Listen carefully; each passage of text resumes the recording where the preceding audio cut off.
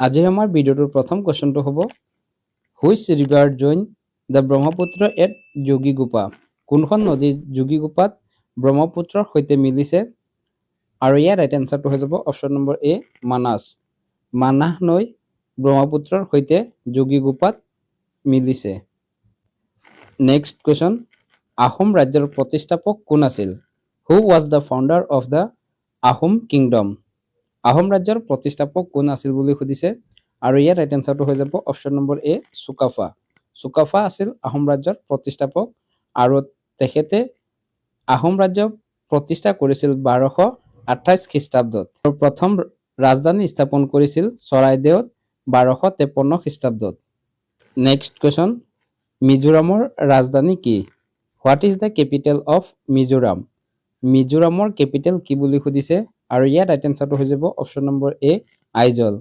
আইজল হ'ল মিজোৰামৰ ৰাজধানী নেক্সট কোৱেশ্চন আহোম শাসনত পাইক প্ৰণালী কিহৰ সৈতে জড়িত আছিল the paik system was related to which aspect আৰু ইয়াৰ ৰাইট এনসাৰটো হৈ যাব অপশ্যন নম্বৰ চি মিলিটাৰী আৰু লেবাৰ ছাৰ্ভিচ আহোম যুগত পাইক প্ৰণালী আছিল সেনা আৰু শ্ৰমিক যোগানৰ লগত জড়িত নেক্সট কুৱেশ্যন কছাৰী ৰাজ্যৰ ৰাজধানী ক'ত আছিল what was the capital of the Kachari kingdom কছাৰীসকলৰ প্ৰথম অৰ্থাৎ ফাৰ্ষ্ট ৰাজধানী ক'ত আছিল বুলি সুধিছে আৰু ইয়াৰ ৰাইট এনসাৰটো হৈ যাব অপশ্যন নম্বৰ এ ডিমাপুৰ ডিমাপুৰত কছাৰীসকলৰ প্ৰথম ৰাজধানী আছিল নেক্সট কুৱেশ্যন মাধল বাদ্যযন্ত্ৰটো কোন জনগোষ্ঠীৰ সৈতে বিশেষভাৱে জড়িত দ্য মিউজিকেল ইনষ্ট্ৰুমেণ্ট মাদল is mainly associate with which community কোনটো জনগোষ্ঠীৰ সৈতে এই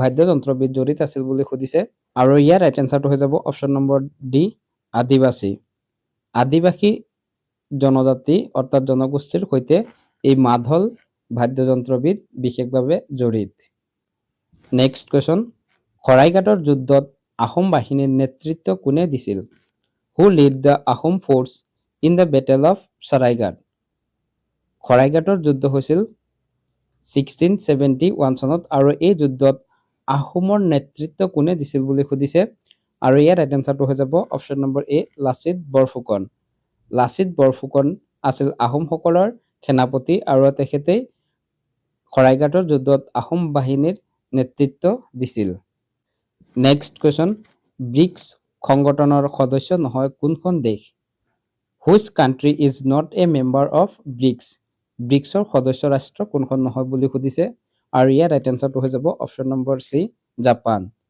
জাপান দেশখন ব্ৰিক্স এই সংগঠনটোৰ সদস্য ৰাষ্ট্ৰ নহয় ব্ৰিক্সত বৰ্তমান 10খন সদস্য ৰাষ্ট্ৰ আছে নেক্সট কুৱেশ্যন অসমৰ পশ্চিম সীমান্তত কোনখন দেশ অৱস্থিত which country is lies to the west of Assam অসমৰ পশ্চিম সীমান্তত থকা দেশ কোনখন বুলি সুধিছে আমি সকলোৱে জানো অসমৰ গাত লাগি থকা দুখন বিদেশী ৰাষ্ট্ৰ আছে আৰু সেই দুখন হ'ল এখন হ'ব ভূটান আৰু এখন হ'ব বাংলাদেশ আৰু ইয়াৰে পশ্চিম সীমান্তত কোনখন দেশ আছে বুলি সুধিছে ইয়াত ৰাইট এনসাৰটো হৈ যাব অপশ্যন নম্বৰ চি বাংলাদেশ দেশখন অসমৰ পশ্চিম ফালে আছে আৰু ভূটান দেশখন অসমৰ উত্তৰ ফালে আছে এই দুটা মনত ৰাখিব ভূটান উত্তৰ ফালে আৰু বাংলাদেশ পশ্চিম ফালে next question in which year was Nagaland carved out of Assam as a full fledged state কোন চনত নাগালেণ্ডক অসমৰ পৰা এখন পূৰ্ণাংগ ৰাজ্য হিচাপে পৃথক কৰা হৈছিল কেতিয়া নাগালেণ্ড এখন পৃথক ৰাজ্য হিচাপে গঠন হৈছিল বুলি সুধিছে আৰু ইয়াৰ ৰাইট এনসাৰটো হৈ যাব অপশ্যন নম্বৰ চি 1963 চনত 1963 চনত নাগালেণ্ড অসমৰ পৰা পৃথক হৈ এখন পূৰ্ণাংগ ৰাজ্যৰ মৰ্যাদা লাভ কৰে নেক্সট কুৱেশ্যন অসমত প্ৰথম ব্ৰিটিছ শাসন কেতিয়া আৰম্ভ হৈছিল When did British rule begin in Assam? অসমত কেতিয়া ব্ৰিটিছসকলৰ ৰাজত্ব ষ্টাৰ্ট হৈছিল বুলি সুধিছে আৰু ইয়াৰ ৰাইট এনসাৰটো হৈ যাব অপশ্যন নম্বৰ বি 1826 চনত 1826 চনৰ 24 ফেব্ৰুৱাৰীত যেতিয়া ইয়াণ্ডাবু সন্ধি স্বাক্ষৰিত হৈছিল আৰু তেতিয়াৰ পৰা অসমত ব্ৰিটিছ শাসন আৰম্ভ হৈছিল নেক্সট কুৱেশ্যন উত্তৰ পূৰ্বাঞ্চলৰ কোনখন ৰাজ্যৰ সীমা চীনৰ সৈতে আছে? Which north eastern state share A boundary with China?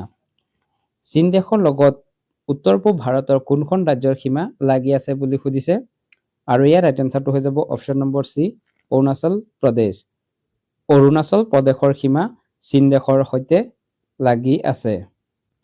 Next question, বিশ্বৰ সৰ্বাধিক জনসংখ্যা থকা দেশ কোনখন? Which country has the highest population in the world? ৱৰ্ল্ডৰ সৰ্বাধিক পপুলেশ্যন অৰ্থাৎ জনসংখ্যা থকা দেশ কোনখন বুলি সুধিছে, আৰু ইয়াৰ ৰাইট এনচাৰটো হৈ যাব option number B, India. India অৰ্থাৎ ভাৰত হ'ল পৃথিৱীৰ সৰ্বাধিক জনসংখ্যা থকা দেশ। নেক্সট কুৱেশ্যন, আহোম ৰাজ্যৰ শেষ ৰজা কোন আছিল? Who was the last Ahom king? আহোমৰ শেষৰজন ৰজা কোন আছিল বুলি সুধিছে, আৰু ইয়াৰ ৰাইট এনচাৰটো হৈ যাব অপশ্যন নম্বৰ এ, পুৰন্দৰ সিংহ। পুৰন্দৰ সিংহ আছিল আহোমৰ শেষৰজন ৰজা, আৰু স্বাধীন ৰজা যদি সোধে তেতিয়াহ'লে হ'ব চন্দ্ৰকান্ত সিংহ। চন্দ্ৰকান্ত সিংহ আছিল আহোমৰ শেষৰজন স্বাধীন ৰজা। নেক্সট কুৱেশ্যন, বুঢ়ালোহিত কোনখন নদীৰ আন নাম? Burhilohit is another name of which river? Burhilohit কোনখন নদীৰ আন এটি নাম বুলি সুধিছে, আৰু ইয়াৰ ৰাইট এনচাৰটো হৈ যাব option number B, Brahmaputra. Brahmaputra নদীক বুঢ়ালোহিত নামেৰেও জনা যায়। Next question, the doctrine of lapse was the reason for the East India companies annexation of which kingdom? East India কোম্পানীয়ে কোনখন ৰাজ্যৰ নিজৰ অধীনলৈ আনিবলৈ স্বত্ববিলোপ নীতি ব্যৱহাৰ কৰিছিল, আৰু ইয়াৰ ৰাইট এনচাৰটো হৈ যাব option number B, Kachari kingdom. Kachari ৰাজ্য ইষ্ট ইণ্ডিয়া কোম্পানীয়ে নিজৰ অধীনত আনিবলৈ ডক্ট্ৰাইন অফ লেপছ অৰ্থাৎ স্বত্ববিলোপ নীতি ব্যৱহাৰ কৰিছিল। নেক্সট কুৱেশ্যন, অসমৰ প্ৰথম আধুনিক শিক্ষা প্ৰতিষ্ঠান কোনখন? Which was the first modern educational institute in Assam? অসমৰ প্ৰথম আধুনিক শিক্ষা প্ৰতিষ্ঠান কোনখন বুলি সুধিছে, আৰু ইয়াৰ ৰাইট এনচাৰটো হৈ যাব অপশ্যন নম্বৰ এ, কটন কলেজ। কটন কলেজ হ'ল অসমৰ প্ৰথমখন আধুনিক শিক্ষা প্ৰতিষ্ঠান। গুৱাহাটী ইউনিভাৰ্চিটি হ'ল অসমৰ প্ৰথমখন ইউনিভাৰ্চিটি, আৰু যিখন স্থাপন হৈছিল 1948 চনত। In which year was the reserve bank of India অৰ্থাৎ RBI নেশ্যনেলাইজড? ভাৰতীয় ৰিজাৰ্ভ বেংক কোন চনত ৰাষ্ট্ৰীয়কৰণ কৰা হৈছিল? RBI কেতিয়া ৰাষ্ট্ৰীয়কৰণ কৰা হৈছিল বুলি সুধিছে, আৰু ইয়াৰ ৰাইট এনচাৰটো হৈ যাব অপশ্যন নম্বৰ চি, 1949 চনত। 1949 চনত ৰিজাৰ্ভ বেংক অফ ইণ্ডিয়া ৰাষ্ট্ৰীয়কৰণ কৰা হৈছিল। ইয়াৰ উপৰিও যদি সোধে RBI কেতিয়া স্থাপন হৈছিল, তেতিয়াহ'লে হ'ব 1935 চনত। Next question, who is known as the iron lady of Assam? অসমৰ লৌহ মানৱী বুলি কাক জনা যায়? আইৰণ লেডি অফ আছাম বুলি কাক সুধিছে, আৰু ইয়াৰ ৰাইট এনচাৰটো হৈ যাব option number B, Chandraprabha Saikiani. Chandraprabha শইকীয়ানীক আইৰণ লেডি অফ আছাম বুলি কোৱা হয়। নেক্সট কুৱেশ্যন, অসম চুক্তি কোন বছৰত স্বাক্ষৰিত হৈছিল? In which year was the Assam accord Singh? Assam চুক্তি কিমান চনত স্বাক্ষৰিত হৈছিল বুলি সুধিছে, আৰু ইয়াৰ ৰাইট এনচাৰটো হৈ যাব অপশ্যন নম্বৰ চি, 1985। 1985 চনৰ 15 আগষ্টত অসম চুক্তি স্বাক্ষৰিত হৈছিল। এতিয়ালৈকে আমি আমাৰ এই ভিডিঅ'টোত আলোচনা কৰিবলগীয়া ইম্পৰ্টেণ্ট 20 কুৱেশ্যন এণ্ড এনচাৰ আলোচনা কৰিলোঁ, যি কুৱেশ্যনখিনি আগন্তুক হ'বলগীয়া অসম পুলিচৰ AB UB এক্সামৰ বাবে বাছনি কৰা হৈছে। আৰু এই কুৱেশ্যনখিনি যদি আপোনালোকে কিবা ভুল দেখে তেতিয়াহ'লে সেই ভুলটো আপোনালোকে কমেণ্টত আঙুলিয়াই দিব বুলি আশা ৰাখিছোঁ। ইয়াৰ পিছত আজিৰ আমাৰ কুৱেশ্যনটো হ'ব, অসমৰ প্ৰথম ছপা বাতৰি কাকতখনৰ নাম কি? What was the name of the first printed news paper of Assam? অসমৰ প্ৰথমখন প্ৰিণ্টেড বা অসমৰ প্ৰথম বাতৰি কাকত কোনখন বুলি সুধিছে। ইয়াৰে 4টা অপশ্যন দিয়া আছে।